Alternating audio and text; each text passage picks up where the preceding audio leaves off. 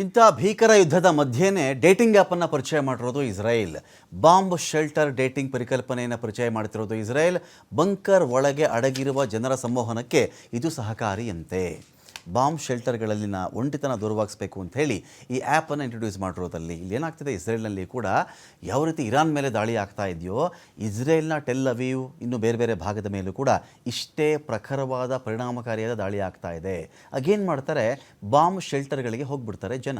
ಒಂದು ಯಾವುದೋ ಹೋಟೆಲ್ ಇದೆ, ಯಾವುದೋ ಮನೆ ಇದೆ, ಹೆಚ್ಚು ಕಡಿಮೆಯಲ್ಲಿ ಎಲ್ಲ ಮನೆ ಎಲ್ಲ ಹೋಟೆಲ್ಗಳ ನೆಲಮಹಡಿ ಅಥವಾ ಅದರ ಕೆಳಭಾಗದಲ್ಲಿ ಈ ಥರ ಶೆಲ್ಟರ್ಗಳಿವೆ.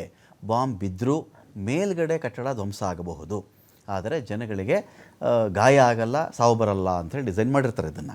ಸೊ ಜೋರಾಗಿ ಒಂದು ಸೈರನ್ ಬರುತ್ತೆ. ಇನ್ನು 300 ಕಿಲೋಮೀಟ್ರು 400 ಕಿಲೋಮೀಟ್ರ್ ದೂರದಲ್ಲಿ ಒಂದು ಕ್ಷಿಪಣಿ ಹಾರಿ ಬರಬೇಕಾದ್ರೇ ಸೈರನ್ ಬರುತ್ತೆ. ಆ ಸೈರನ್ನ ಅನುಸಾರವಾಗಿ ಎಲ್ಲರ ಮೊಬೈಲ್ಗಳಲ್ಲೂ ಕೂಡ ಅಲ್ಲೊಂದು ಆ್ಯಪ್ ಇರುತ್ತೆ, ಅಲ್ಲಿ ಅದು ಸೈರನ್ ಈ ಥರ ಬರ್ತಿದೆ, ಎಲ್ಲ ಡೌನ್ಲೋಡ್ ಮಾಡಿ ಇಟ್ಕೊಂಡಿರ್ಬೇಕು. ಅದನ್ನು ಸೈರನ್ ಬಂತಾ ನೀವು ಹೋಗಿ ಸುರಕ್ಷಿತ ಸ್ಥಳಕ್ಕೆ ಹೋಗ್ಬಿಡಿ ನೀವು ಅಂಥೇಳಿ. ಈ ರೀತಿಯ ಶೆಲ್ಟರ್ಗಳಲ್ಲಿ ಇರಬೇಕಾದ್ರೆ ಒಂಟಿತನ ಅವರಿಗೆ ಬೇಸರ ಆಗಿಬಿಡುತ್ತಲ್ಲ, ಅಂತಹ ಜನರಿಗಾಗಿ ಈ ಒಂದು ಆ್ಯಪನ್ನು ಡೆವಲಪ್ ಮಾಡಿರೋದು. ಹೊಸ ಸಂಬಂಧಗಳನ್ನು ಬೆಸೆಯಲು ಈ ಅಪ್ಲಿಕೇಶನ್ ಸಹಾಯ ಆಗುತ್ತಂತೆ. ಬಂಕರ್ ಪ್ರವೇಶ ದ್ವಾರದಲ್ಲಿ QR ಕೋಡ್ ಇರಿಸಲಾಗುತ್ತೆ. ಅದನ್ನು ಸ್ಕ್ಯಾನ್ ಮಾಡೋ ಮೂಲಕ ಅಲ್ಲಿರ್ತಕ್ಕಂಥ ಜನ ಸಂವಹನ ಮಾಡಬಹುದು. ಈ ಆ್ಯಪ್ನಲ್ಲಿ ಸಿಂಗಲ್ಸ್ ಯಾರು ಅಂತ ತಿಳಿದುಕೊಳ್ಳಬಹುದು, ಅಲ್ಲದೆ ಅವ್ರ ಜೊತೆ ಬಾಂಧವ್ಯ ಬೆಳೆಸಬಹುದಾಗಿದೆ. ಈ ಆ್ಯಪ್ ಇನ್ನೂ ಕೂಡ ಹಲವು ಮಾಹಿತಿಯನ್ನು ಕೊಡುತ್ತಂತೆ. ಬಳಕೆದಾರರು ಎಷ್ಟು ಬಾರಿ ಶೆಲ್ಟರ್ಗಳಿಗೆ ಹೋಗಿದ್ದಾರೆ, ಪದೇ ಪದೇ ಸೈರನ್ಗಳಿಂದ ಅವರು ಎಷ್ಟು ಗಂಟೆ ನಿದ್ರೆ ಕಳ್ಕೊಂಡಿದ್ದಾರೆ, ಇದ್ರ ಬಗ್ಗೆ ಕೂಡ ಆ್ಯಪ್ ಮಾಹಿತಿ ಕೊಡುತ್ತೆ.